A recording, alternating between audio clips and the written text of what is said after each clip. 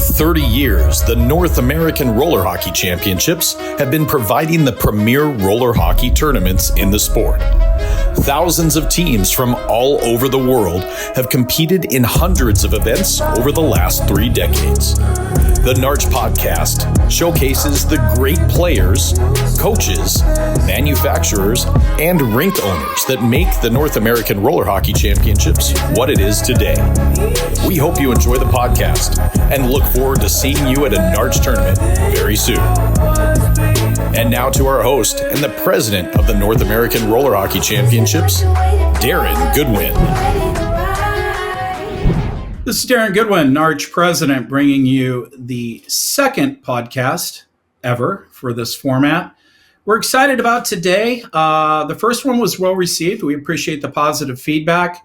Today, our format's going to be a little bit different. Instead of just interviewing guys and talking old stories like we did the first one, we had such a big event last weekend in Irvine that it's worthy of an extensive recap. So we sit down with Andy Zilch, and that's exactly what we do. We go through every single division. There's more to it, though. Don't just give up after that, or if you didn't play in the tournament, not be interested, because we do talk about some other things, a couple of rule changes, an old rule that we're bringing back and enforcing. And then we go into Team USA, the junior team conversation, and actually get to talk to a couple of those players. So a lot to unpack. It's not a short episode, but we hope you watch it and appreciate it. We'll see you at the rink. I am very excited about our guest today. I've heard this guy many times as the voice of the San Diego Gulls in the American Hockey League. He's also announced a couple professional games this year that I want to hear more about. I've heard him on the NCRHA broadcast, and phenomenal announcer, but now he can add NARCh tournament director to his resume, which is probably the most promising thing of all. Welcome to the podcast, Andy Zilch. How you doing, buddy?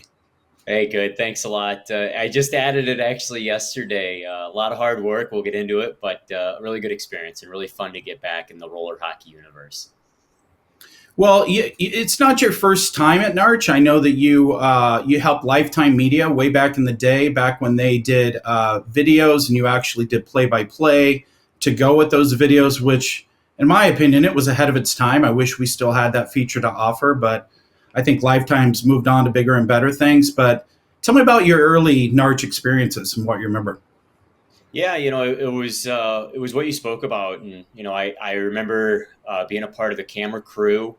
It was back in mid 2000s, I'd say 2005 is kind of when I got introduced to NARCh down in Estero, Florida. Had another one in San Jose, and then back down to Estero. And I remember going there not knowing what to expect. All I knew was if you know hockey, you're going to be able to anticipate the play. And I already had 4 years of high school hockey under my belt.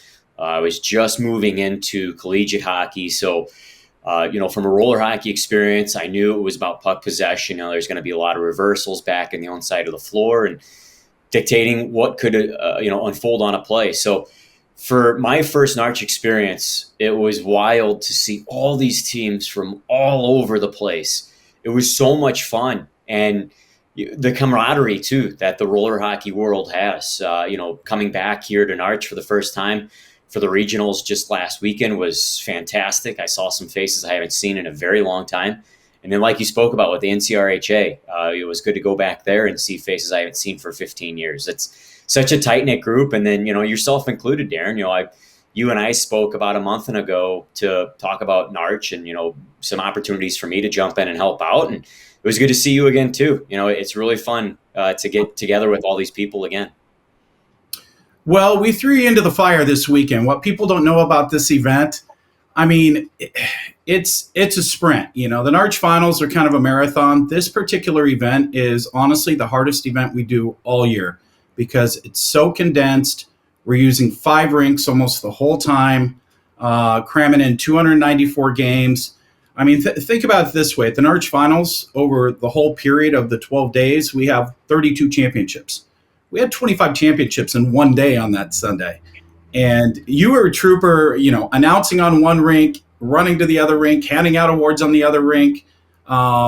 checking in teams when you need to check teams in and posting scores. Like you stepped right in and kind of seamlessly and fit into everything that we do. So you got through that weekend. The rest is going to be cake for you. Yeah, no, it was fun. And again, that was another experience where I walked in, I didn't know what to expect in terms of the nuances of the responsibilities. And, it fit my organizational skills really well because I like trying to be on top of things, and I got really good guidance from the other tournament directors as well. And, it's really fun to see what's unfolding on the other rinks. There was times I think I mentioned to you that Friday night in Corona, I think we had like 5 OTs within a span of an hour and a half. And I was like, man, I wish I could go jet over there and see some of those games. It's just so wild to see everything unfold in such a cool fashion like that. That was Saturday night in Corona. Once we got into playoffs, it's all a blur. Yeah. I realize that. And we'll get into some of this. Like it was a crazy weekend from a bunch of standpoints, but we had 18 overtime games, and that's just an unprecedented amount. And out of those overtime games, 8 of them went to shootout, which typically in a regional season, we may have 5 to 8 shootouts the whole season for all the events. So to have, we had one in Corona on Saturday night, one in Irvine on Saturday night, and 6 on Sunday. It was just insane. So let's get right into breaking this down. We're going to start, the main, meat and potatoes of this podcast is going to be us breaking down the divisions from Irvine, just touching on each one. And we're going to start at pro, work our way all the way down to 6U. So let's just jump right into that. Pro division, I guess, we could fast forward right to the semifinals and exactly what we're talking about. Both semifinals had to go to overtime to determine a winner. Nobody scored in overtime, so we had to go to a shootout. So let's see. The first one, I believe, was OC Blades and Palma. That was our first shootout. And then our second shootout was the champion team and the Skittles. So here's our first shootout. Poor John. We jinxed him on the first podcast talking about how great he was at the shootouts, but he still is. Puck got away with him. Nice save. One thing too, Daryn, these shootouts that we're talking about, they're all so important games. You and I reflected on that on Sunday. Like these were games that teams are moving on to the finals because of it. Yeah, for sure. I mean, well, in a sense, that's what you get. That's the only time you're going to have a shootout is a playoff game. So if you lose, I got to fix that right away. But if you lose the shootout, you're done with the tournament. That's the point you're at the tournament. And I guess we might as well just talk about it right now. With everything that went on Sunday, and I've thought about it for years, I do not like determining games in shootouts, especially in the format that it currently is. So we are going to change our overtime format. And I think people will like this a little bit better. We're going to stick with our 4-on-4 for 5 minutes. Then we're going to drop it to 3-on-3 for 5 minutes. I think by dropping it to 3-on-3 for 5 minutes, you got such a higher likelihood of somebody scoring within that 5 minutes. And I would much rather end the game in a game situation rather than a shootout, even if it's 3-on-3. I just think it's teams work so hard. You should at least have multiple people contributing to that win or the loss rather than it coming down to one shooter, one goalie. And then if it is tied after the 3-on-3, we will have to have a shootout. But what we'll do is just go single elimination, first guy off the bench. If he scores, the other team doesn't, it's over. If we have ties, we just go down the bench and run through everybody until we get a winner. But I'm excited about seeing how that plays out. I think the format's going to be a lot more fun to watch. Yeah, and it was fun to see the bag of tricks that these guys were pulling out during the shootouts. But I personally like seeing games end while you're playing the game, like a shootout. So I applaud that, Daryn. I think that's a really good idea, as we move forward here. And the less bodies you get on the floor, the more crucial that puck possession is going to be, and those errors are going to be magnified. Well, and for you being an announcer, that's where you can really bring out the drama of your voice rather than a shootout, right? Like a game winner where everyone's celebrating the game winner. Yeah. So not that it's all about you, but I know that you'd rather go that way. Yeah. All right, so let's talk about the championship game real quick with Pro. As you can tell, Andy and I already have a great relationship. It's a little ball busting back and forth, but that's how everybody that works with me knows that I like them when I can have these fun conversations and a little bit of banter, because that's just who I am. But anyway, all right, championship game. Championship came down to Palma and Skittles. Palma kind of dominated this game, to be honest with you, from the start. They jumped out to a 5-2 lead. Skittles pulled the goalie really early in the process with like 3 minutes to go. They did score one more to cut the lead to 5-3, and that's how it ended. So, Palma's your NARCH regional champions, and this is obviously a mix of their a few of their pro guys, but also some of the platinum guys, which you can make the argument for even the platinum team that they belong in the pro division as well. At least the lower half of the pro division. So congrats to Palma. No shocker that they won, but it was a good pro division, a lot of tight games. Yeah, and I applaud Skittles for getting a little bit of momentum there at the end. You realize you're at the end of the game, you're down by a lot, so you pull the goaltender. To me, nothing wrong with that idea. You got to force the envelope one way or the other against such a good team like Palma. So they're able to get it a little bit closer. I mean, you can't really hang your heads on it too much, especially with the way Palma was controlling that game. Good silver medal there for Skittles too. Yeah, no, for sure. They're always they've had a lot of bridesmaids, unfortunately, but they're still young, and I think their best days are the best is yet to come. Not to coin what the other team always says, but anyway, moving on. Let's talk about men's platinum. Men's platinum, 5-team division. Men's platinum is always one of the toughest divisions to win, and with a 5-game format, that basically means that every team's going to play each other, and every game matters, because if you blow one game, you're not going to get in the top 2 and make the championship. And what we saw were a bunch of ties. I know the Snipers, they tied the Lot Dogs. Who else did they tie? They tied Unified Rhinos. So, that whole division was competitive. At the end, it came down to the Raiders and the Rhinos in the championship game.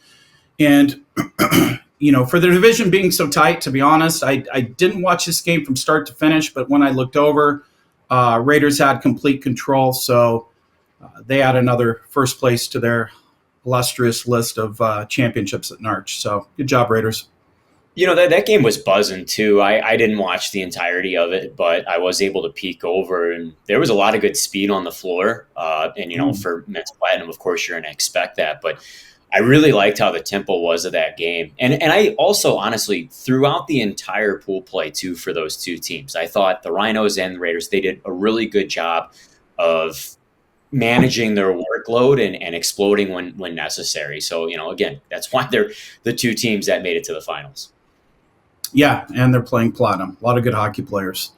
Jumping to gold, Billy Saltking. Actually, I think most of the guys are from Utah. They're kind of from all over, but they went undefeated in the division. They did have a couple tight games. I remember that game on Saturday night against Ferda was 3-2. Pretty heated game. I actually had to make an appearance on the floor at the end of that game, but cooler heads prevailed and they went their own way. And then in the who was it? They played somebody in its semi. May. They beat May 3-2 in the semi. So that was their road to the championship, and they kind of dominated the Rebels in the championship. So congrats to the Salt Kings for taking home another gold and gold. That's a good team. Yeah, they always had the puck every time I looked over.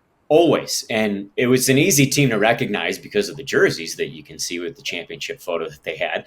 So they're always catching your eye. But I felt like every time I looked over that they were playing, they had puck possession. So, no reason why they won. And like you said, they were dominant pretty much throughout the regional tournament. Yeah, no, they look good. All right, men's gold. Let's jump to men's gold. Championship game came down to two teams that I know a lot of the guys on both teams, and it was the Fresno Falcons against the Ringster Mavericks. hats off to the two guys that run those teams. Matt Braun has brought the Fresno Falcons basically out from nowhere. Steven at Unify helped him with the old school Fresno Falcon jerseys, which are classics. And, there we go. There's action from that game. This was a really good game. Once again, very late goal, and it goes to a shootout. Not to be spoiler here with this footage, but also hats off to Josh Fontaine. He's the one that runs the Mavericks, and he actually just started a draft league in San Diego too. That's going to happen in Escondido. So kind of exciting stuff locally, kind of mimicking what's going on up north in Irvine. But here's your Falcons goals. Again, Ringster, I think they tied it with 4 seconds left to force that shootout. It was a late one. Yeah, I hear it is right here. That's your tying goal with I think 4 seconds left, and then it goes to a shootout. You're going to see it. There's a lot of, because we had a lot of shootouts, and we're talking about highlights from each division. You're going to see a lot of shootout action throughout the rest of this. So, nice goal. I like the idea on the reverse glove save. He almost got it too. Yeah, there it is. Quentin, with your that guy's a stud in shootouts. He does all the NARCh shootouts, skills competitions in the summer, and kind of dominates those too. So, congrats to those guys. What's kind of cool? We got an event in 2 weeks in San Jose, and our gold winner, our silver winner, and our bronze winner are all going to be playing in that event up there in 2 weeks too. So let's get into the bronze. The Alkali VC Stingers, they defeated the Colorado Scoopy Snacks in that championship game. I didn't watch much of that game. Isaiah caught the video for that game. It's good to see him be competitive, make it to a championship game. Actually, this did not end in a shootout. That was the game winner with about 6 seconds left in the game. And Alkali is your champions. So we just had exciting game after exciting game this weekend. It's nuts. Yeah, almost buzzer beaters. We talked about one a few seconds ago. It was a 4-second goal that polished things off and tied it. And then that one with under 6 seconds to go. Shootouts, OTs. From your position, how happy are you that you're seeing such tight competition right now? Oh, it's great. I mean, it's exactly what you hope for. Being a guy that runs a tournament, you never like to see lopsided games. I mean, if every game could be a close game, you want everyone leaving going, oh man, if we just didn't hit this one post, if we made the one save, or we didn't cough that one puck up, or the ref didn't make that one bad call, or whatever it is, as long as it's only one thing, then it's like we were right there. We could have won. We're going to come back and we're going to win. That's the mentality, right? It's like you get beat by 7-8 goals 3 games in a row. It's like, man, it's a little daunting task to get where we need to be to win that championship, knowing how badly we got beat. So, we ended up running an hour and a half late due to all of this, which, I've said it before, if we run late, that's the reason I want to run late, not something else goofy that we did wrong or something came up in the tournament. So, no, I was stoked. All right, so let's go to women's. In women's platinum, Team USA defeated I'm just kidding. It wasn't Team USA, but it really was Team USA. It was the Ringster Factory team, which is loaded with Team USA players. They defeated the Terrapins 6-1 in the championship game. That goal was unbelievable. Highlight reel goal there by Tia Stoddard. Haven't seen one that nice in a while, but wow, what a goal. I mean, that team's just loaded. I mean, it's no surprise that they won. It's no surprise that they won kind of a lopsided game. Again, there's a lot of players from Team USA on that team. And actually, they were going to try to play men's silver, get their whole team there and do that. But then after we started talking a little bit more, they've got McKinsey's an 08, which for men's, you have to be at least an 06 to play men's. And I'm not willing to budge on that. If you've got like guys in the videos that we just showed before, and one of them absolutely steamrolls an 08 female, it's like, it's all fine and dandy, and she's skilled enough to be at that level, but she ends up busting a knee, hurting her hip, whatever, and she's out for a while. It's like, man, you were stupid for letting her play in that division. So I'm not going to put myself in that position. That's why we have rules. No, totally understandable. But you know what, like you said, the talent was there. I noticed it right off the hop, especially during those, was it the 3 pool play games that they had? You could easily tell, incredibly talented team.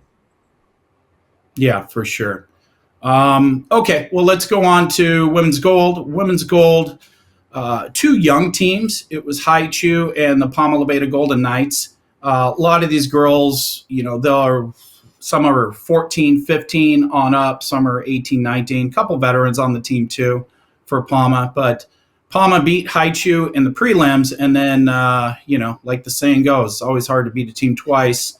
Haichu turned the table in the championship game and walked away with the title in that. So, again, I think all the girls had fun. They got more experience under their belts, and everybody that played in the women's division, I think, is pumped for this summer. So it's going to be good. Yeah, and, the platinum division, obviously, because it was 4 teams, correct, Daryn, out of the women's? So you branched off into 2. It was gold and then platinum, right? I think is how it broke down. We had 5 teams. We knew it was going to be, top heavy, bottom heavy in terms of,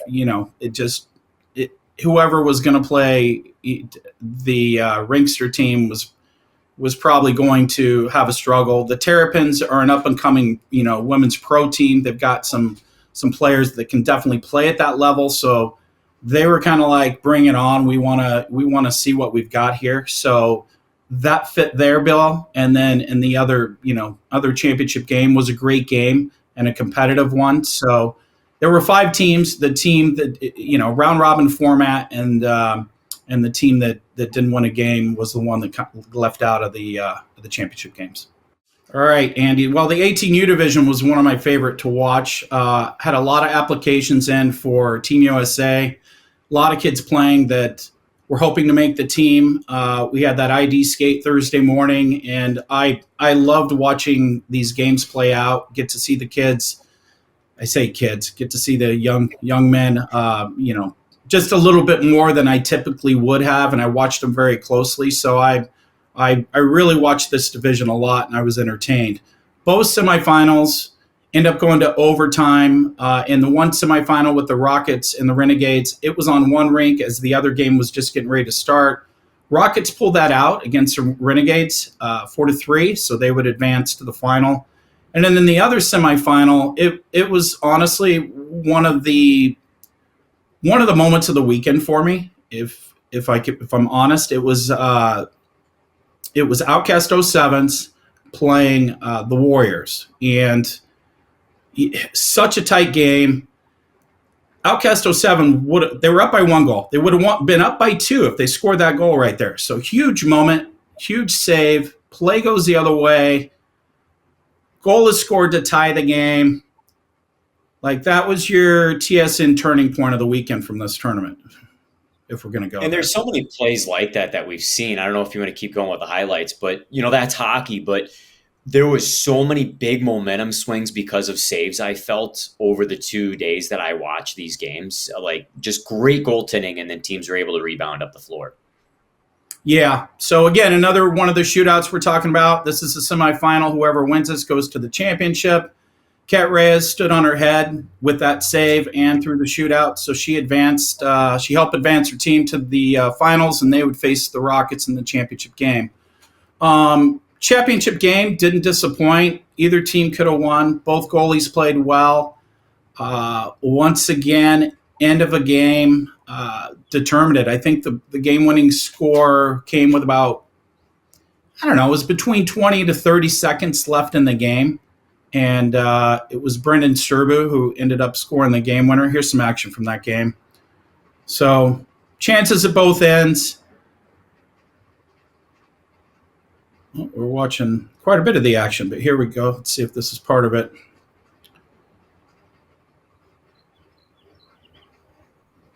All right, both teams are pressing. End of the game. Little drop, little too soft a coverage right here. I think it tips off the stick too, but it doesn't matter. I mean, that's what Sturbu does. He scores big goals, and he did it right there, and his team won the championship because of it. So hats off to both those teams, two really solid 18U Platinum teams. It's fun seeing players elevate their game too in the closing minutes. You know, like you talk about all these shootout games that were scored within the final minute. Who's that guy? You know, you're always looking down the bench of who's going to be the one to elevate their play. And, you know, those are standout players that we've seen do this time and again. Yeah, no, for sure. And I really got to turn that off. My phone is blowing up. I apologize for that. It's probably someone that knows I'm doing this right now. Okay, so you're right. And yeah, you're messing with me. It's a payback. Sturbu, I guess I might as well let the cat out of the bag on some of the stuff. The announcements are going to be made for, well, at least the players and parents are going to be contacted today from USARS to let them know that they made Team USA, and Brendan Sturbu is one of those selected. So we expect the same out of him when we go to Italy. He's a big goal scorer. He's a gamer.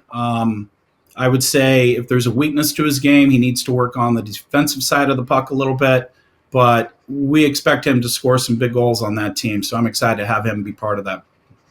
Yeah, harness what you just did at regional up in Irvine. I mean, that's a key component to his game. You know, it sounds like, you know, I was only able to watch him out of the past 2 days, but you keep doing that, you're doing things right, man. So congrats to him. Well, and he's known throughout. You know, the players know, like the ranking within the players too. Like he scores big goals all the time. But again, he needs to work on his game a little defensively, and hopefully I can help him with that. Moving on, 18U Gold. 18U Gold, the Mayhem ended up actually winning that fairly easily, that championship against Tricks. Mayhem are a team, they're just a couple of goals off from being a legitimate platinum team. Like they hang with all the best platinum teams. They're always kind of right there, and then it slips away at the end of the game. But when it came to this championship in 18U Gold, they kind of handed it to Tricks. I love this photo. Look at all the parents photobombing in the bleachers in the back. That's great.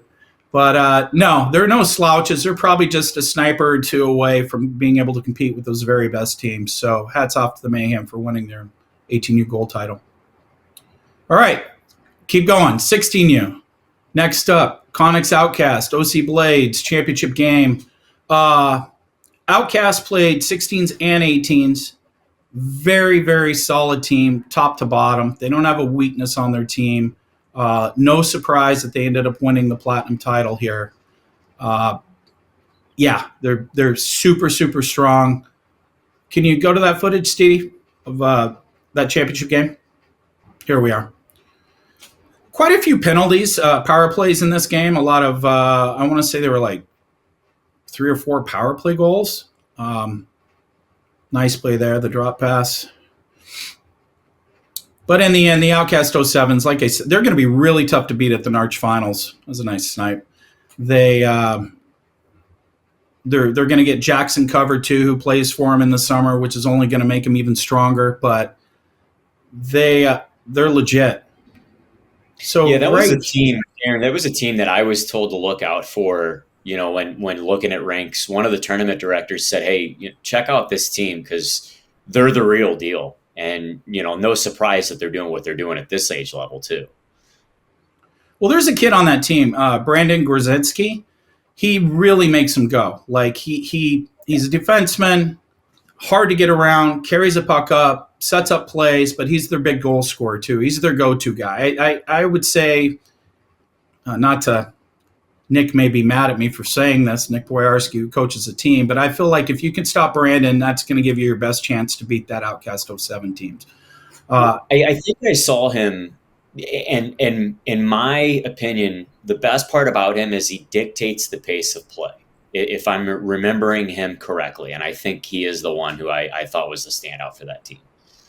So when you can dictate the pace of play, especially as a defenseman, you're locked in. He's a big kid. You're right, 100% right. He plays in the Western Hockey League for Calgary Hitmen, I think it is. I talked to his dad. I'll be frank, he's a guy that I was wanting on Team USA if he could pull it off. A lot of these guys, unfortunately, are in the point of their hockey careers where it's ice hockey do or die time. I mean, obviously, he's in the dub, so he's already kind of there. And unfortunately, there's a change. He doesn't even know who his coach is going to be because they fired the coaches from last year and they haven't hired the new ones yet. I guess he's got a great relationship with the GM, but for a kid like this, he just can't risk being on the team, going to Italy, and it completely sabotaging his ice career that he's worked so hard for, which is unfortunate. I mean, talking to his father, he was very, very adamant. Like, we had a 2-minute conversation and he mentioned about 3 times, like, Brandon wouldn't be in the dub if he didn't play roller hockey. And he kept saying that over and over. So, he's a lifer, roller hockey player. He loves to play. I'm sure, he'll pursue the ice career and hopefully goes very far. But wherever he ends up, hopefully he ends up back playing NARCh Pro in a few years as well, because I'm sure he's going to be a guy that could easily compete at that level. So good luck to Brandon. We'll be rooting for you. 16U gold. This was, I'm looking at a note I made here because there was a lot to cover. So Palma Beta Golden Knights, they were pretty loaded. What we had with the 16U division is we had a lot of really good ice players that come out of the woodwork this time of year, and they're super skilled, but it's like all gas, no brakes. Like, they don't play defense. So watching Palma Beta play Fairmont, like it was a fun game to watch. It's like back and forth. Like, guys are, dangling, like triple dishing when they should just shoot. Like, just, you can tell they're just having fun and they're, out to do exactly that. So that game ended 8-7, Fairmont on top. There were a couple other teams that were kind of at that level too. So this is straight to the championship here. So Palma ended up defeating, this is kind of a weird game. They ended up defeating the Rose Bowl team, who played well to get to this championship game. But unfortunately for Rose Bowl, their goalie was unavailable. So they dressed a player in net for this championship game. And like, they had good spirits. Like, they didn't go out there and completely not try, but they knew they weren't going to pull this game out. And this team just dominated them. And, it's tough to throw forward in net and expect much, especially a guy that hasn't played goalie much against a bunch of guys like those guys who can shoot the puck. So that was one of our few lopsided championship games of the weekend of the 25. Yeah, I don't know. Unfortunately, and rightfully so. And there's the egg timer. Go check your eggs. I've got it off. I've got my phone on. I don't know. I guess I'm not smart enough. It's on here. I'm gonna turn it off completely because apparently I'm still getting text in airplane mode.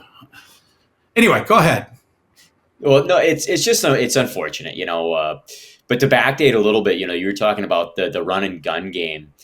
Were you able to speak with anybody in those two teams? I obviously didn't get a chance to catch up with the coaches, but that's got to be frustrating when you're trying to have one style of play, but the other team is so run and gun and they're trying to force the puck up the floor and gas it all the way up. Like you were saying, it's got to be frustrating for a roller hockey mindset. Well, John was actually the coach of, he came back, he knows these kids, he's not coaching them daily. They're all, ice hockey kids. And again, a lot of kids that played this weekend got better every game because you could tell they're rusty at roller and just takes a couple games to get back into it.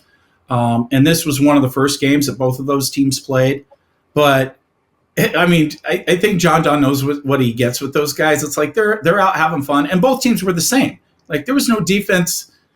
The only kids that are getting screwed in those games not having fun are the goalies. Like, they're just getting shelled both ways.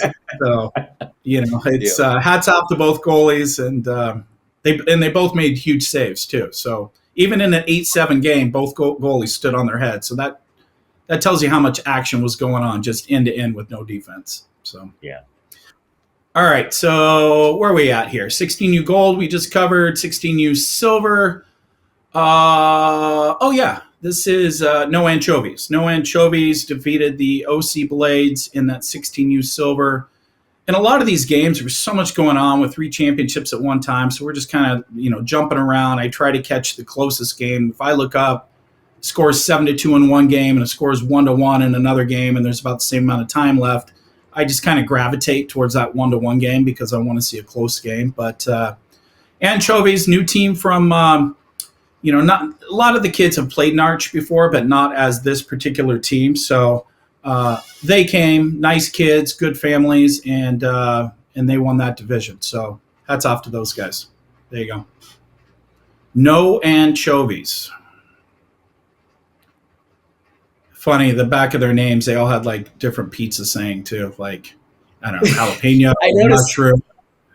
that was one of those games where we had to figure out who the goaltender was because it wasn't written on the roster. And I go back behind the net and I see Pepperoni, and I'm like, well, that's not his last name. Yeah, I don't know. It's if you gave me another minute, I could think of something clever, but we gotta keep going through these divisions. Yeah. But congrats to those guys. 14U Platinum. 14U Platinum, we were missing some of the big hitters in this tournament that I would consider, teams that will bide for that title in 14U Platinum at the NARCh Finals. The Nighthawks are always good. They came out from Arizona. They're always a contender. They've been losing Platinum in the semifinals to the last couple of years to the team that wins it all. They were a little shorthanded this weekend, but they still wanted to compete, so they ended up in the championship game against the Temecula team, the Lobeta Warriors, and it was a huge win for that Lobeta Warriors program. Those kids, I would say they've. Don't mean to be disrespectful here. Like, they're not what you would consider one of the top Platinum teams based on the past. But they came this weekend and they won division, and you can't take anything away from them. They beat a really talented Nighthawks team, and the crowd was pumped. They bring the energy, the Temecula people. So you can see here, like, I think the glass was shaken more than any other point of the weekend there, and we ended up breaking glass even. So congrats to that team. Happy for those guys. It's a big win for them. Yeah, that was a fun one to take in too, and like you said, Nighthawks, really good team too. I felt like every time I was spectating one of their games, they had all wheels, all things firing on all cylinders. For the the team coming out of Temecula, that's great. It's a notch on your belt, and you can carry that through, and maybe go to NARCh Finals here with a little bit of bump in your stride and get some other opportunities. Well, hopefully they play in Escondido, and I'll get even a better read. I mean, if they want to play Platinum, of course, they just won a huge regional, and they won the Platinum division, so I'd love to see them play Platinum. But, once we see the team list for Platinum, I don't want to put them there if I don't think they can be competitive. But ultimately, we'll have that discussion. Hopefully they play in Escondido, and we'll get to see them a little bit more. Moving on to 14U Gold. The Black Aces were in that championship game against the San Diego Thunder. That's the high roller Black Aces. So I'm watching this game. I catch the end of it. It's a tie game. I'm up on, my little box where I shoot video highlights and stuff, and my camera starts tweaking out. Like the focus on my camera. Well, it gave me problems all day yesterday. Like, some of this footage that you're looking at, it's, honestly, some of it's a little bit blurry.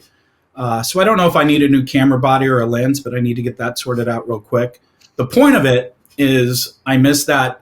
Sorry for the high rollers. I missed your overtime game winner, but the high rollers won in overtime over the Thunder in that game. Really competitive game. These two teams have played each other in a number of tournaments now. So, yeah. Good job to those guys. Another overtime win. At least didn't go to a shootout. So. To your chagrin. Well, the next game did go to a shootout. 14U Silver. 14U Silver was our last game of the night. We're running exhausted, running on fumes, hour and 15 minutes late. 14U Silver silver game between Rose Bowl and the OC Blades. Watched quite a bit of this game because the very last game, that was your tip that tied it at the very end of the game. And then it goes to a shootout, only fitting that a shootout is our 294th game of the tournament, right? The way this weekend went. But it was a good one. Both goalies made some big saves in this shootout. At the end of the day, though, Rose Bowl wins it with that save. So these guys were pumped. It's a big win. I'm sorry. Go ahead, Andy. The tip, too, that I honestly thought the game was over. And excellent hand-eye coordination for that tip to force it. I mean, I there was no way. I was like, there's no chance that this is going to go further than what it's at right now. And, again, like we talked about, like the finals, like do you know the stat of how many finals games were decided in a shootout, Daryn, or am I catching you off guard here? Well, you're going to see about 5 or 6 of them in this whole video thing. So I think 4 of the 8 were championships because the 2 pro were semis. The ones the night before were playoff games. So 4 of the championship games were determined in a shootout. Yeah. Wow. And, it's cool, though. Like the OTs, the shootouts, these players' hearts are thumping, and fans alike and family members and even me. Like, I don't have a horse in the race, but how can you not catch the fever? Like, a lot of fun going on during that regional tournament. No, I remember that game in particular. You already had your car started in the parking lot, so you definitely didn't get overtime. Yeah, my tank was down to empty. I had to go fill up before I drove home. Yeah. All right, let's move on to 12U. So 12U Platinum. This was all about the Goonies. The Goonies, they just dominated. Every time I would have my head up, go to check out part of one of their games. Game was already over. They showed no mercy, and basically mercy ruled their way, to the end of the tournament. They played a talented Bulldogs White team in the championship game. Bulldogs White are good. It wasn't a bad game. It was the only challenge for the Goonies. But they still took care of business and won that. And I expect them to be a true contender in 12U Platinum, no matter who comes out. So they're definitely a team on my radar to win a title this summer. Don't know if they'll do it or not, but Goonies have always been good. Like through the years, whatever division they're in, they're always right there, if not winning the championship. So no surprise. I guess if there's any surprise is that I don't have a championship photo of them. And the reason I don't have a championship photo is because appreciate all the parents staying off the rink so we can keep things rolling, moving along. Let me get my photo. I take a really good photo. You'll have it within minutes. So there's no need to have 10 or 15 parents taking 10 photos each with their cell phones that I guarantee aren't as good as the photo that I'm going to take of them. So when I look down the rink and I start to walk and I have parents that look me off, it's like, all right, you know what? You're going to have enough photos to choose from. I don't need to, try to weasel in there to take a photo. It means more to you to have your photo than my photo. So be it. So Goonies, good team. Wish I had a really solid championship photo, but that's on you guys. Moving on. 12U Gold. You have nothing to add there, Andy? Like the fact that, maybe I blew it because I announced that game, and maybe I should have said it a little louder, like parents off the rink. Parents off the rink. Like, there's nothing more you could have done there, or what? I mean, aside from getting the siren, that's all I could have done. That actually would have got some attention, I think, though. No, that's not on you. All these parents know the drill, and they just ignored it, and whatever, good families, good people, and I'm sure they got a good photo that, they did whatever with. They may have gotten a good enough one with their cell phone to blow it up and make a huge poster at their home rink. Who knows? But that's on them. All right, moving along. Where are we at? 12U Gold. 12U Gold, Rose Bowl, OC Blades. I didn't see this game. I'll be honest. Didn't watch this game. I don't know if you caught it. that 12U team that won this game also has a lot of the kids on the 14U game that went to overtime. The OC Blades may even have some players that play 12U and 14s as well. So apologize, Rose Bowl, but hey, look at that. We got a good championship photo of them. So appreciate the Rose Bowl parents. But I can speak on games leading up to that, and both teams, to me, very controlling of what they were trying to accomplish to get to the finals. So the semifinal games for each of those two teams, I mean, I do remember OC Blades really stuck out to me in that division. But, they were obviously bested when you got to the final by the Rose Bowl. And you know what? I don't think I really paid much attention, unfortunately, to the Rose Bowl games in general in any division. So shame on me for that one, and especially shame on me for this division too. All right, talking 12U silver, Lebeda Mayhem took care of the championship game and this division, really. It was pretty sure that division, it was split before playoffs, which is always tricky because you don't know what you're going to get. And Lebeda Mayhem came down with a whole street. I don't know what they had, 10 or 11 teams, maybe 9. But congratulations to them taking a gold back up to NorCal. If I'm being honest, I think I'm going to see them again in a couple of weeks, and I'll come up with a little bit better assessment, watching them a little bit more. But they look like more of a gold team than a silver team to me from the little bit that I saw them in the eye test this weekend and just looking at the scores. But again, we'll get them in the right place for the finals. Congratulations to them. They beat the OC Blades in that championship game. Yeah, this is where we're going to hear a lot about Mayhem. We already talked about them. Same with OC Blades. Their teams went far and a lot of, I think it was 16U and under. So I felt like I was always writing that team name up, advancing, in the Mayhem 12U team here that we're talking about right now. I believe, was this the longest playoff road that we had for division, the 12U silver? No. I felt like there was a lot of no? Okay. But I just felt like there was a lot of playoff games. Maybe I was just always watching them. But it was a lot of fun to watch these kids continue to advance. And like you said, on an earlier comment you made, I felt like teams continue to get better as we roll through the tournament. The Mayhem team was a team that I felt ironed out some wrinkles that they had from the days that I saw. Cool. That's good insight. I like I said, wasn't fortunate enough to watch them too much. But looking at the scores after the fact and remembering that championship game, I think even Skylar, who a lot of times has words for his kids and stuff after the game, he was kind of quiet because I think he knew, like, this is just a better team. It's not that we got outplayed. We played a team that just is at a little bit different skill level than we are. So at least that's the impression I got. Maybe Skylar just had to skateboard to the other rink to get on another team. I'm not quite sure, but that's the impression. I think he probably did. I think he honestly did. But all right, moving on. So where are we at? We're at 10U Platinum.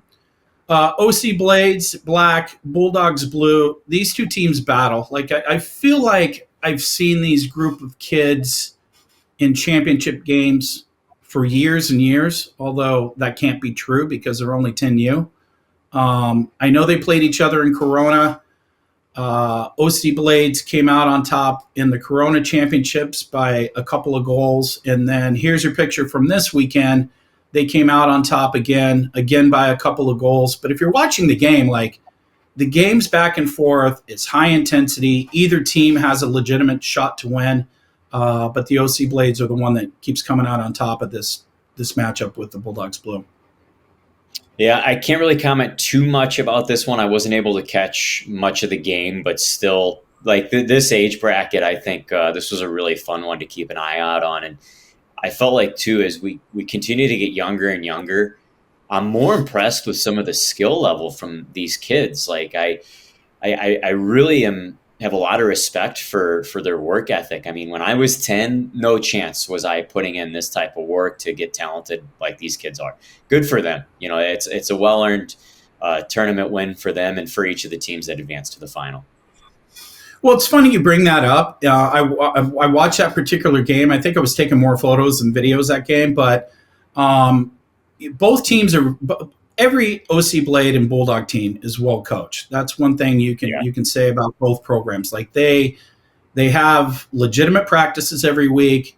They're taught the right way how to play the game. So I think both programs, they get the most out of their players. Like in some situations, they may not have the raw talent of other teams, but all the kids are taught the right way to play.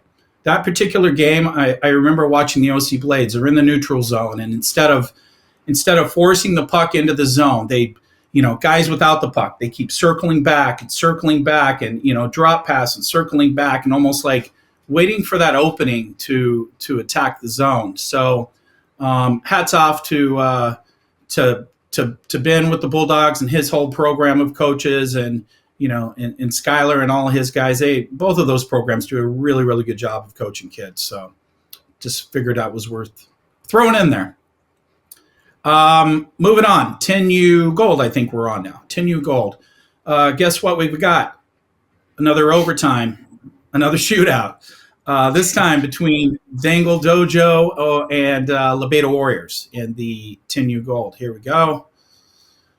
This one went a long time. Like, scorers kept scoring. Felt a little bad for the goalies, but it is what it is. We're not going to show every single goal, but there's a couple nice ones by each team. And Temecula ended up pulling out that championship in the shootout. So congrats to the Warriors. I wish I saw that one. That was that moment where that was going on one rink. I was over on the other rink because we were having two finals conclude at the same time. That game actually started their shootout before my rink did. My rink got done. I went over to the other rink, and they were still going.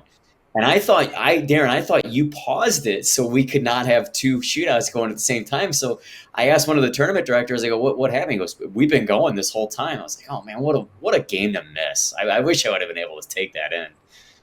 Well, if you like goals, there were a lot of goals. I remember the exact moment. I had the Outcast 07s on the other rink waiting to take their team photo, and I'm sitting there like, just end this, because I got to be two places at once. So as soon as it ended, I ran to the other rink and took their photo, and then I ran back to that rink and and got their photo. So anyway, hectic time of the tournament, like we touched on, but exciting. Everything's exciting all over the place, and I feel lucky enough that we can recall a lot of these moments and talk about them. So, all right, what do we got? 10U. That was 10U silver. Yeah. So let's go to 8U Gold. 8U Gold, Sour Patch Kids, Bulldogs Blue. Bulldogs usually dominate this division, at least locally. They're kind of the dogs to beat, so to speak. Sour Patch has got a good team, but they always they haven't been able to get over that hump to beat the Bulldogs until this tournament. So this is the first time that they won the championship. So this is the end of the game. Bulldogs are pressing, and the reason I want to show this part of the video, like you got to hit the net. Like young kids, they all love to shoot high glove, high. Like in that situation, teach your kids, like just put it on net. You got guys going for the rebound in front. Like the shots have to be low. But hats off to Sour Patch. They won the championship, got that monkey off their back. Tage Bryant is their goalie, and he stood on his head. He was really the difference if I had to pick one guy for sure. But I know that's a big win for them in that program, and they were really excited to come away with gold. So good job. Yeah, you're talking about picking corners. Like as a kid, you do want to pick the corner. You want to make those fancy goals. You want to go up top. But when you miss, it's going to come back off the boards. It's going to go the other way, shoot low for rebound. That stuff, too, that, you talked about how the Bulldogs, just in general, it's a well-coached team, throughout any division.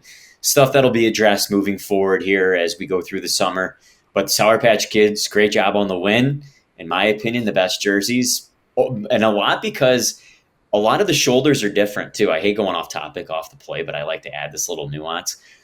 There was like the different shoulder colors were like pink, blue, yellow, green. I thought that's really cool, and it's an interesting aspect to have. Yeah, adding a little individuality to it. And back to your point, though, I can hear Ben Barrett's voice in my head, and he's pretty boisterous with his kids. Like you always know it's the end of a tournament because his voice is real harsh. Like it's gone basically on especially the big events. And I can almost picture him like, hit the net, hit that. So I'm sure that he instills to his kids like, put it on net. But it is what it is. Kids love to shoot high, and honestly, against those smaller goalies, if you're a guy that can go top shelf against tiny goalies, more times than not, they're not going to save that. So I get it, but as a general rule, just put it on net in a big game at the end. So, all right, moving on. We've got 8U Silver. 8U Silver, Connex Outcast actually won that division. It's cool to have another team from Arizona in the 8U mix. The Yuma Blaze is a program that is on the rise. They ended up in the gold playoffs because they won some games, and they're a program that they've come a really long way in just a year or two. So hats off to the Yuma program. I know that they didn't end up in a championship here, but they should still be mentioned.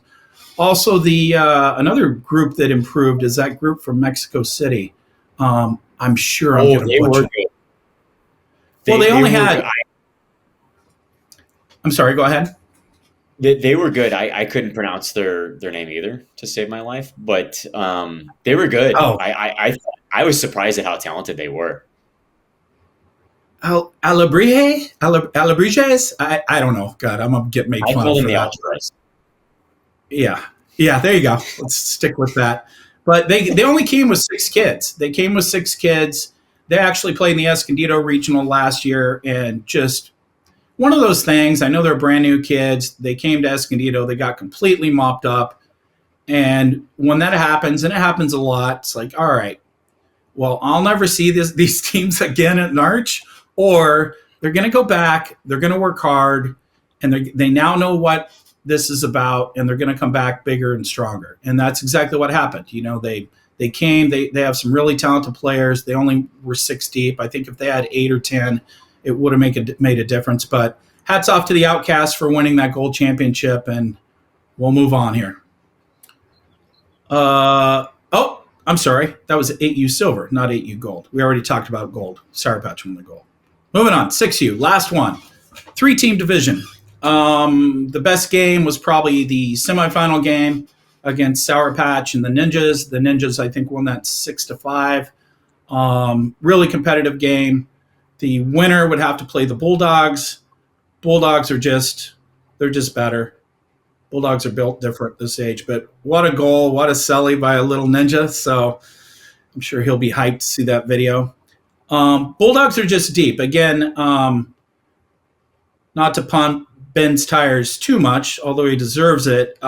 He does a really good job with the 6s and 8s. He's got, with that rink in Corona, he develops his house league young. He gets them into travel young. So at those younger ages especially, he usually has the best teams because they're further developed than other kids that age. So there's your Bulldog championship photo. Yeah, that team was lights out, and now hearing what you're speaking about, it makes sense. They are just so well developed already as a 6U team. I mean, kudos, for the coaching. That's what it's all boils down to is teaching the kids the ins and the outs, and nothing to take anything away from the kids. They're executing to perfection. I mean, they rolled. It's a good team there for a 6U club. For sure.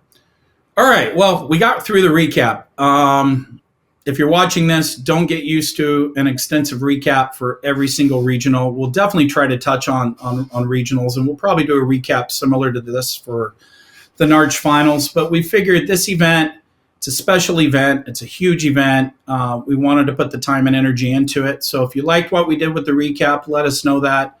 A lot of work and time went into it, and we hope you enjoyed it. But we're not done yet. We've got a couple other things to discuss, and let's just go ahead and jump right into it. So one thing I want to talk about is a rule that it's been a rule for a while, and then we stopped reinforcing it, but we definitely are going to get back to reinforcing it again, starting with the NARCH finals. And that is the matching jersey rule. it's getting a little bit out of hand where, teams, they just don't match and it doesn't look professional. And it's even in the pro division this weekend, there were a couple teams with, mismatching jerseys. And, to be honest, I'm not shooting video highlights and throwing them up on social media when it looks like a pickup game. But more importantly than that, the NARCh finals are a big deal. It's the climax of your season. It's a big event. There is absolutely no reason that your jerseys shouldn't match for that event. So I guess this is a note to the teams. Look, you got 9 or 10 weeks. Don't wait until 3 or 4 weeks out to try to get this figured out. Get on it now. In a lot of cases, you already have matching jerseys. You just need to get 1 or 2 more. I highly suggest if you're a coach or a team manager, you get a couple extras, because if a kid leaves one at the hotel, shows up to the rink, he doesn't match, can't find his jersey.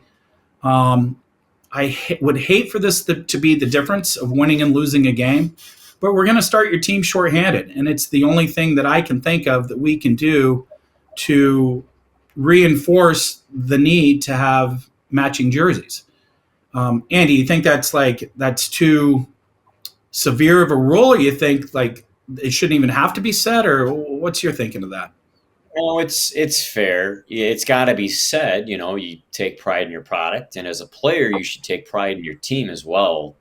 There's been times where I've had to do the inside out jersey or whatever because I swap teams or whatever the case may be, and that's in pickup. But I still felt like a buffoon, when you're wearing an inside out jersey and everybody else is matching.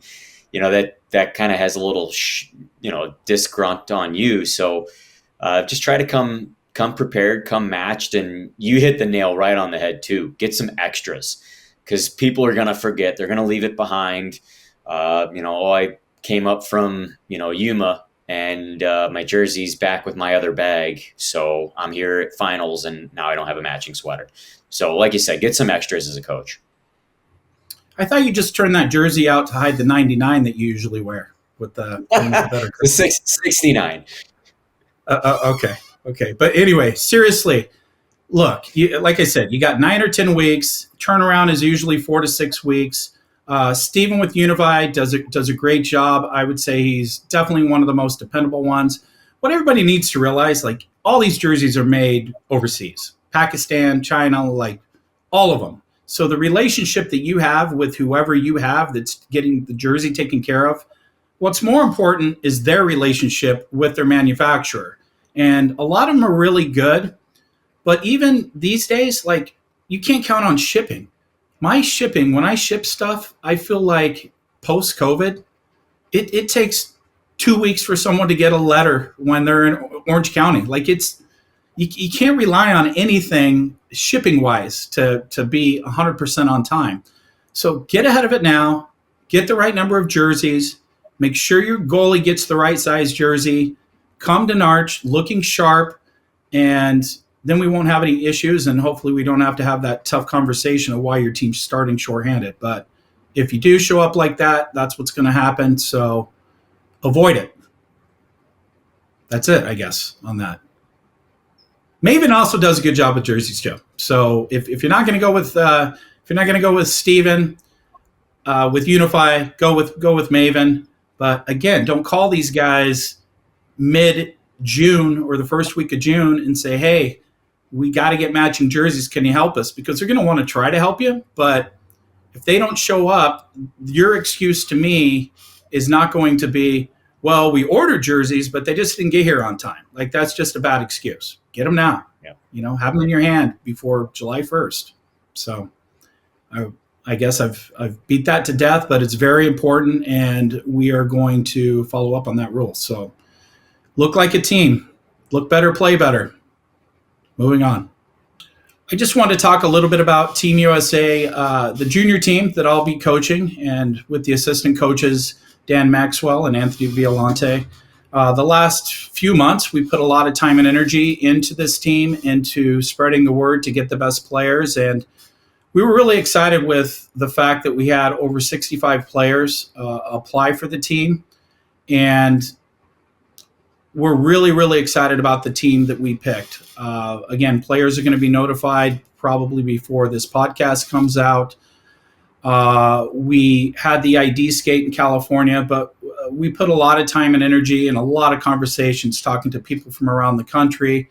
I mean, besides, Dan and Vio, obviously, we talked to, CJ Yoder, Tim and Greg from State Wars, Dan Costanza, Peter Dell, got input from a lot of people to try to make sure that we are selecting the best kids. But at the end of the day, we've got probably 10 or 11, maybe 12 interchangeable kids for our last 4 or 5 spots. It was not an easy decision. There are a lot of really good players who are left off the list.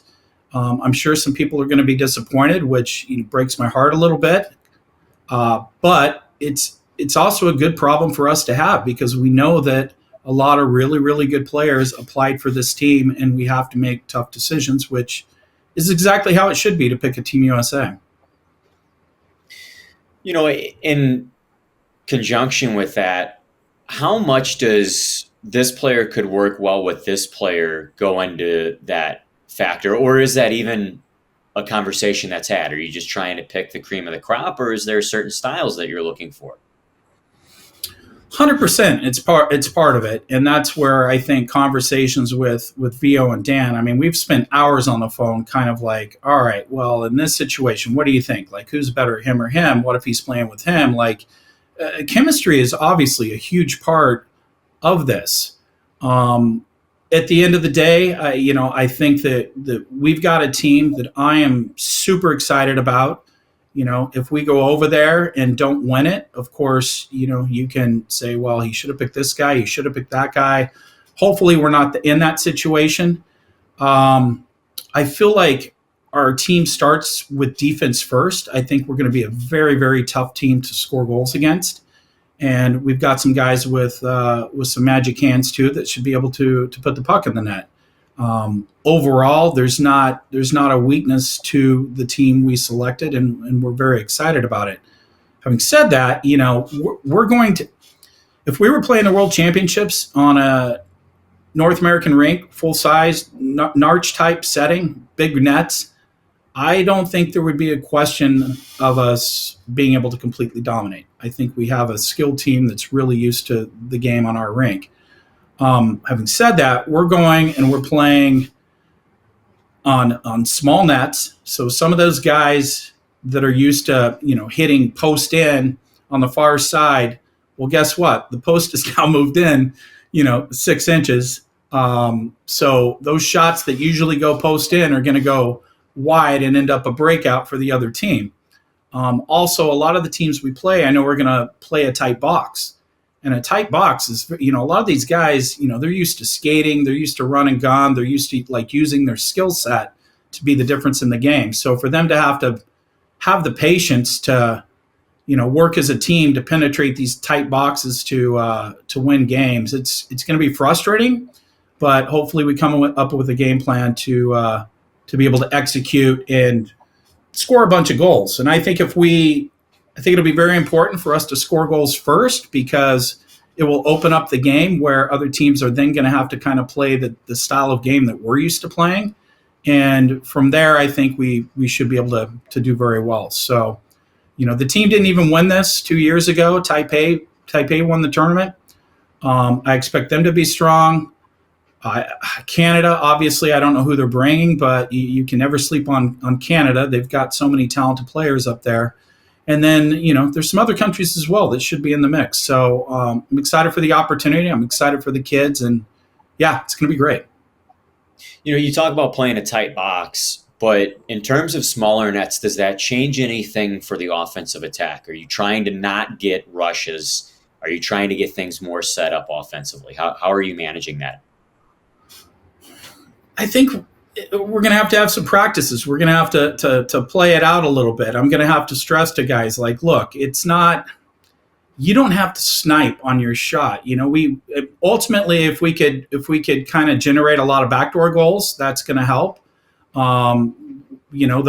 Those typically seem to be the ones that are the easiest to score on against good goalies. But I think it will be about throwing it at the net, applying pressure, playing smart defensively, not just coughing the puck up, getting the loose pucks when we do throw it at the net and it ends up in the corner.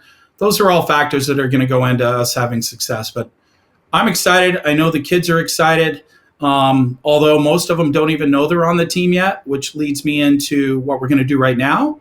I'm going to call a couple of the kids on the team if I can get them. It's middle of school day, but let's go ahead and give this a shot, and we'll wing it and see how it works. So first guy I'm going to call, I don't think it's a surprise that this kid's on the team. We talked about it actually a little in the last podcast too, but I'm going to get Adrian Wisniewski from Chicago. Let's see if we can get him on the phone real quick.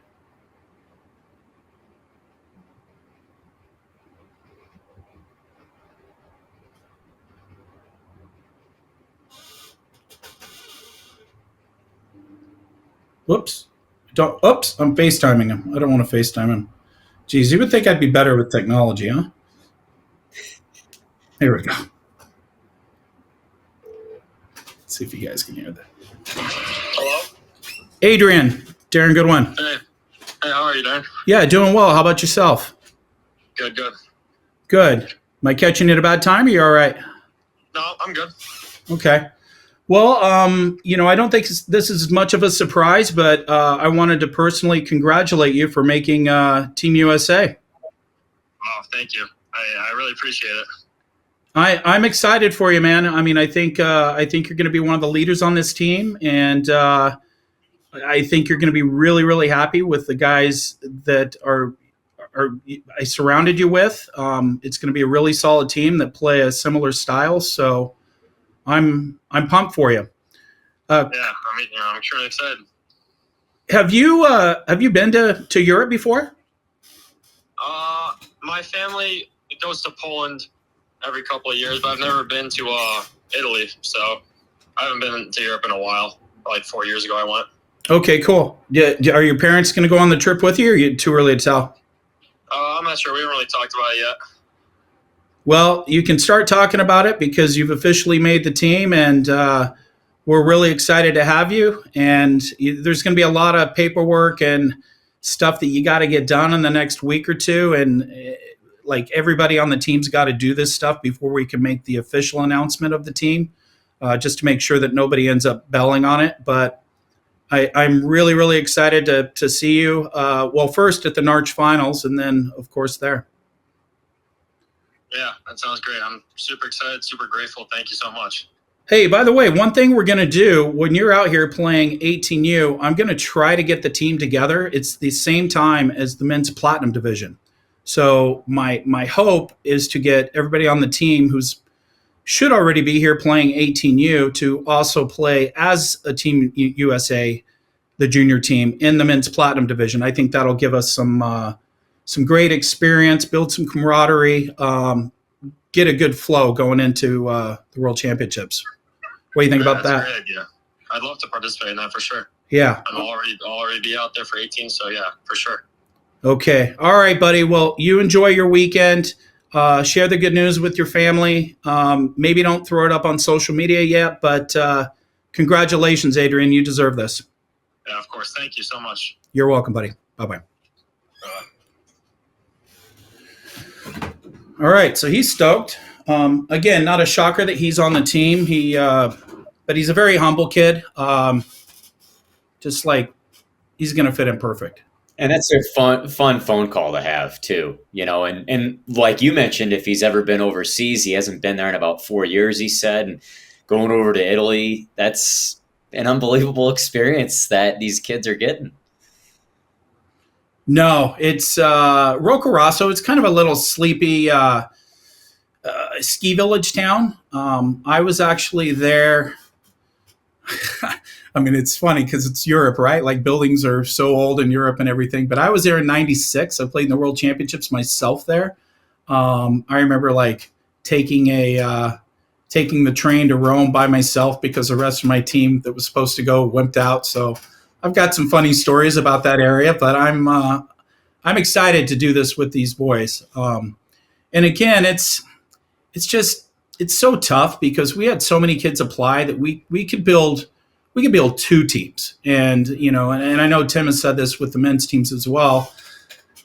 Like there's a lot of good players, and we're doing something right when all the best players want to play and do this. So I'm pumped up, but I'm also disappointed because I know some of these kids that didn't make it are going to be a little bit disappointed. Which, let me bring up one more thing. So the World Championships are every other year. So, for example, the next time right now it's 06s, 07s. The next go around will be 08s, 09s. So if you're an odd year birth year, you kind of get screwed, right? Because you either got to be really good and make it as, the younger kid, or you don't go. So what I would like to see happen in this program, if I have anything to do with it, is build it to where there's something for Team USA to be represented in international competition every single year. So if you're in 07 and you didn't make the team this year, hopefully there will be, whether it's the Continental Cup, which is a tournament that already exists, or something else. Hopefully we can go somewhere else in the world next year, play against these same teams anyway, represent Team USA. It's just not, quote, the USAR's World Championships, but doesn't mean it won't be a great tournament. And, I could probably help pump that event up as well to where it's a really big deal to play in it. So I'm excited for that. Yeah. A question that popped into my head a moment ago, and kind of backtracking to your selection of the roster, and this goes without saying, but I want you to elaborate on it a little bit. How much is a person's characteristic and their bench mentality and the fact that they're good around teammates play a factor into them even getting in the selection process? I mean, I'm sure if you hear of a bad egg who's a really good player, he's not even a consideration. It's funny you mentioned that, and I would say compared to most coaches, I emphasize that stuff even more, which is why it's nice that I get to watch a lot of these players during events. If they're constantly chirping, but the main one for me is just body language. Like if your goalie lets in a bad goal, or your D-man gets walked and you're throwing up your hands, and and you're that like wasn't my fault type of guy, like I can't stand it.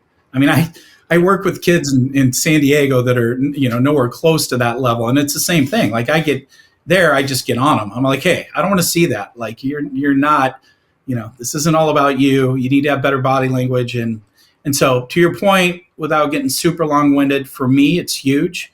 And I want these kids to have fun and bond on and off the rink. I think they will. I think we got a lot of good character kids.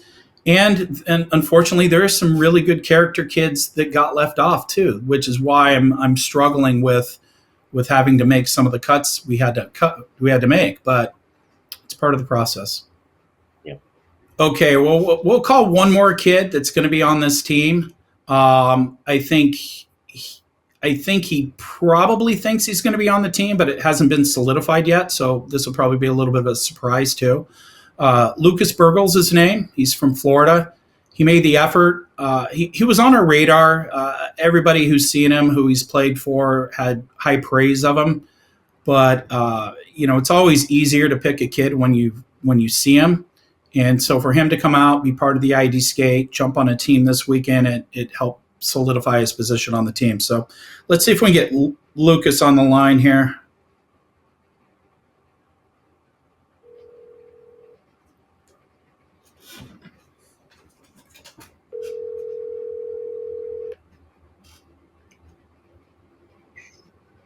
Hello?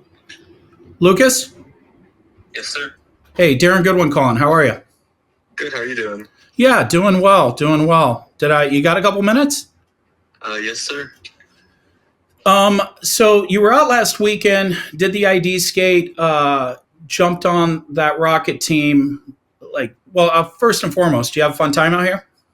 I did. I had a great time. How do you think you performed?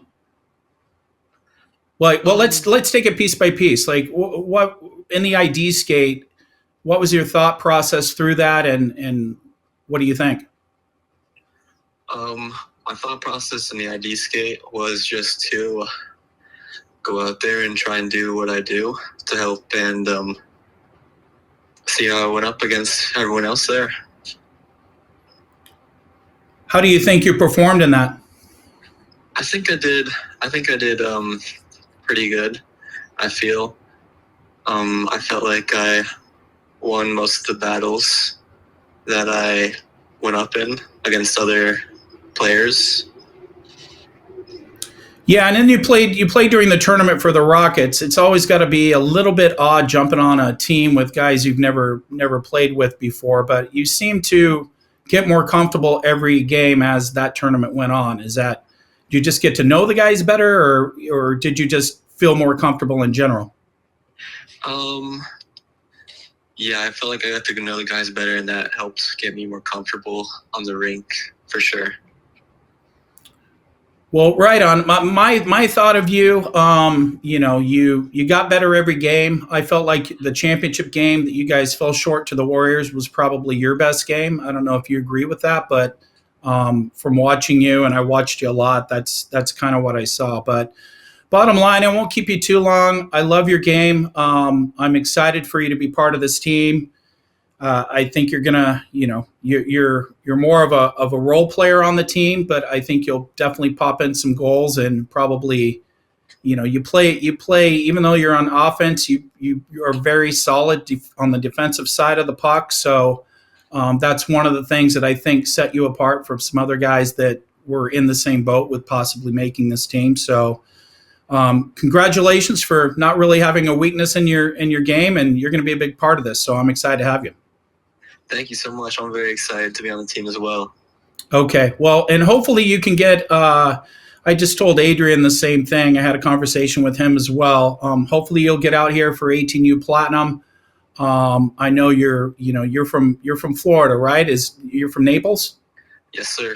Okay. Well, hopefully you can get out here, play 18U Platinum, and the plan is for our Team USA to play men's platinum as well, which, that is a very, very tough division, but I think we'll grow as a team in a real short period of time and certainly be ready for Italy coming out of that. So are you planning on coming to the NARCh Finals? You just don't know yet? I'm not sure yet. I think we are planning on coming to NARCh Finals. Okay, well, cool. Enjoy your weekend. Share it with your family. Maybe don't throw it up on social media quite yet. Well, not quite yet. Maybe wait for this broadcast to come out, but once it comes out, you can do it. Because there's still some things that need to be done in terms of players got to turn in their paperwork, everything like that. So your parents are going to get bombarded with all the stuff that's not so much fun to do here in the next few days, but they can help you through that. Congratulations, and we'll see you this summer in Italy for sure. Good job, buddy. Perfect. Thank you so much. Okay, Lucas. Bye-bye. Bye-bye. All right. Little softer spoken kid, like he lets his actions speak on the rink, I guess, huh? Yeah. What was that? Teddy Roosevelt coined that. Speak softly, but carry a big stick. So, hey, but it's a nervous phone call to get too. You're potentially a Team USA kid. You said that he might be a part of the conversation of it. He was more on the yes side, but he didn't really know for sure. So I can understand the nerves on a phone call coming from you about this, but it's really cool to see him get this opportunity. So congratulations. Yeah, he played, like I said, I think he got better every game. I got a chance to watch him a lot. He's one of those kids that makes a smart play. Like a lot of kids, let's say guys going hard up the rink, and the tendency for a lot of kids that age is, I want to try to thread this pass between these two defensemen, and so I can spring that guy on a breakaway.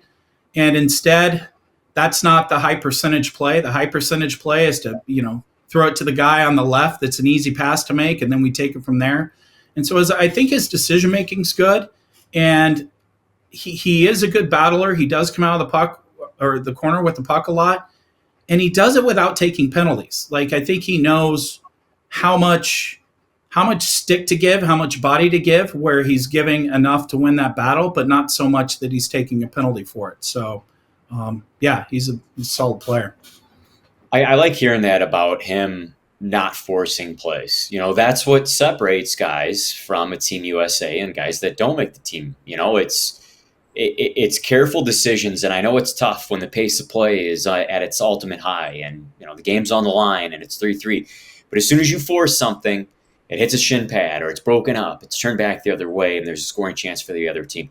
That's what separates some of the more talented players. So again, I like hearing that. Congratulations. That's well earned because of your play leading you to this point.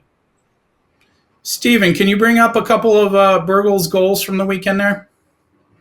So here's a couple clips of Burgle through the weekend. I mean, that goal, whatever, he caught the D-man flat-footed. That was, kind of a lopsided game anyway, so it is what it is. But this game, great save by, I think, San Diego goalie might have pulled his groin here. But this is what he's capable of, flying up the wing, quick release, shoots where he needs to shoot. Like, that probably would have been a goal on a smaller net. Might have been good goal at the World Championship. So anyway, hell of a player. Glad to have him on the team. And, excited to release more news on other players that made the team. But we've been long-winded here. Andy, I truly appreciate you not only helping walk through this regional qualifier, but we're excited to have you as part of our team going forward. Hopefully you can work a lot of NARCh events, especially the big ones.